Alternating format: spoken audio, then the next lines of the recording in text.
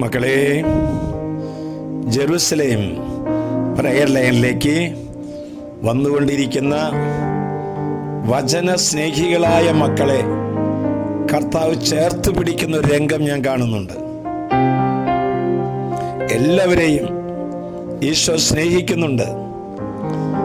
കർത്താവ് അത്രമാത്രം പ്രാധാന്യം വചനം കേൾക്കുന്നവർക്കും വചനം വായിക്കുന്നവർക്കും വചനം പാലിക്കുന്നവർക്കും അവിടുന്ന് കൊടുക്കുന്നുണ്ട്. ഈശോ നമ്മോട് പറയുകയാണ്, നമ്മുടെ സൗഹൃദത്തിൽ നിന്ന് ആരെയും തള്ളിക്കളയരുത്. ഉപകാരമില്ലാത്തവരാണെന്ന് വിചാരിച്ച് വിട്ടുകളയരുത്. ഉപകാരമുള്ളവരുടെ കൂടെ നിർത്താനും ഉപകാരമുള്ളവരെ കൂടെ നിർത്താനും അങ്ങനെ ഒരു പ്രലോഭനത്തെ അതിജീവിക്കാനായിട്ട് ഈശോ നമ്മെല്ലാവരോടും പറയുന്നുണ്ട്. കാരണം എന്താണെന്നറിയുമോ? ഇന്നത്തെ മിത്രം നാളത്തെ ശത്രുവായിരിക്കാം. ഇന്നത്തെ ശത്രു നാളത്തെ ഉറ്റ മിത്രമാകും.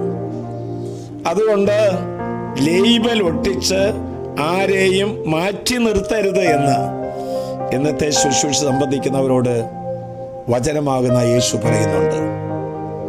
ഇതാ വചനം നമുക്ക് കേൾക്കാം. 1 തെസ്സലോനി 5:15 ആരും ആരോടും തിന്മയ്ക്ക് പകരം തിന്മ ചെയ്യാതിരിക്കാനും തമ്മിലും എല്ലാവരോടും സദാ നന്മ ചെയ്യാനും ശ്രദ്ധിക്കുവിൻ. ഇതാണ് വചനമാകുന്ന യേശു നമ്മോട് പറയുന്നത്. മറ്റുള്ളവർക്ക് നല്ല ഓർമ്മയായി മാറണമെങ്കിൽ നല്ല വാക്കും നല്ല പ്രവൃത്തിയും പറയാനും പ്രവർത്തിക്കാനും നമുക്ക് സാധിക്കണം. നമ്മുടെ വാക്ക് പ്രവൃത്തി മൂലം മറ്റുള്ളവർക്ക് തല കുനിക്കേണ്ടി വരരുത് എന്ന് വചനം പഠിപ്പിച്ചു തരികയാണ്. മക്കളുടെ നല്ലൊരു വാക്ക്, നല്ലൊരു പുഞ്ചിരി, നല്ല ഒരു പ്രവൃത്തി, ഉയർന്ന ഡിഗ്രി, നല്ല പഠനം, നല്ല ശമ്പളം, നല്ല സ്വഭാവം, ഇതൊക്കെ മാതാപിതാക്കന്മാർക്ക് എന്തൊരു അഭിമാനമുണ്ടാക്കുന്ന കാര്യമാണ്, അല്ലേ? മറ്റുള്ളവരുടെ ഹൃദയങ്ങളെ സ്പർശിക്കുന്ന സ്നേഹ സാന്നിധ്യങ്ങളായി എപ്പോഴും മാറാൻ ശ്രമിക്കണം.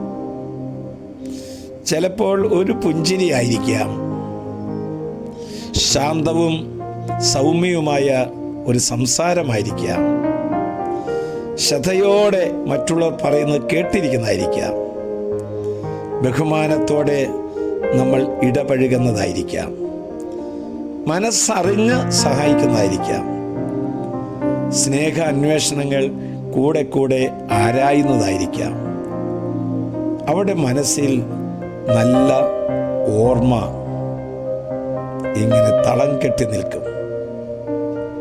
ഉപകാരമില്ലാത്തതിൻ്റെ പേരിൽ ആരെയും നമ്മൾ മാറ്റി കളയരുത്. കാരണം നാളെ സ്വർഗത്തിലേക്ക് നയിക്കുന്ന വഴികാട്ടികളായിരിക്കും അവര്. വിദ്യാർത്ഥികളെ, പരീക്ഷയ്ക്കായി ഒരുങ്ങിക്കൊണ്ടിരിക്കുന്ന എല്ലാ കുട്ടികൾക്കും വേണ്ടി അച്ഛൻ പ്രാർത്ഥിക്കുന്നുണ്ട് കേട്ടോ. ഇന്ന് ധാരാളം മക്കൾ വന്നിട്ടുണ്ടായിരുന്നു. ഈ മാസത്തിൻ്റെ അവസാന ദിവസമാണ്. രോഗികളായി ഭവനങ്ങളിൽ കഴിയുന്നവര്, ആശുപത്രി കഴിയുന്നവരെ കർത്താവ് ഇതാ വന്ന് തൊടുനോക്കി അച്ഛൻ കാണുന്നുണ്ടല്ലോ. വിദേശ യാത്ര മുടങ്ങിയതിൻ്റെ പേരിൽ നിരാശപ്പെട്ടിരിക്കുകയാണോ? വസ്തുവിൽപ്പന നടക്കാത്തതിൻ്റെ പേരിൽ ആകെ മൂഡ് ഓഫായോ? വിവാഹ തടസ്സം മാറിപ്പോയതിൻ്റെ പേരിലാണോ ഇങ്ങനെ ഇരിക്കുന്നത്? വലിയ കടക്കണിയിലായതുകൊണ്ടാണോ? കർത്താവ് പറയുകയാണ്, നന്മ ചെയ്ത് നല്ല ഓർമ്മയായി മാറുക. ആശ്വാസപ്രദമായ രാത്രി, പ്രതീക്ഷാനിർഭരമായ പ്രഭാതം, സൽപ്രവർത്തികൾ നിറഞ്ഞ ദിവസം നൽകി ഈശോ നമ്മെല്ലാവരെയും അനുഗ്രഹിക്കട്ടെ. യേശുവിൻ്റെ ആശീർവാദം ഏറ്റുവാങ്ങാം. നമ്മുടെ കർത്താവ് ഈശോ മിശിഹായുടെ കൃപയും പിതാവായ ദൈവത്തിൻ്റെ സ്നേഹവും പരിശുദ്ധാത്മാവിന്റെ സഹവാസവും നാം എല്ലാവരോടും ഇത് ഷെയർ ചെയ്യാൻ ഒരുങ്ങി നിൽക്കുന്നവരുടെ മേലും അവർ ആർക്കൊക്കെ ഷെയർ ചെയ്യുന്നുവോ അവരിലും വലിയ നന്മയുടെ ഓർമ്മകൾ നമ്മുടെ ഹൃദയത്തിൽ ഉണ്ടാകട്ടെ. നമ്മൾ മറന്നുപോയ ഏതെങ്കിലും സ്നേഹിതരെ ഓർക്കുന്നുവെങ്കിൽ ഇന്ന് ഒരു ഹലോ അയക്കാൻ പറ്റുമോ? ഇപ്പോഴും എപ്പോഴും എന്നേക്കും ആമേൻ.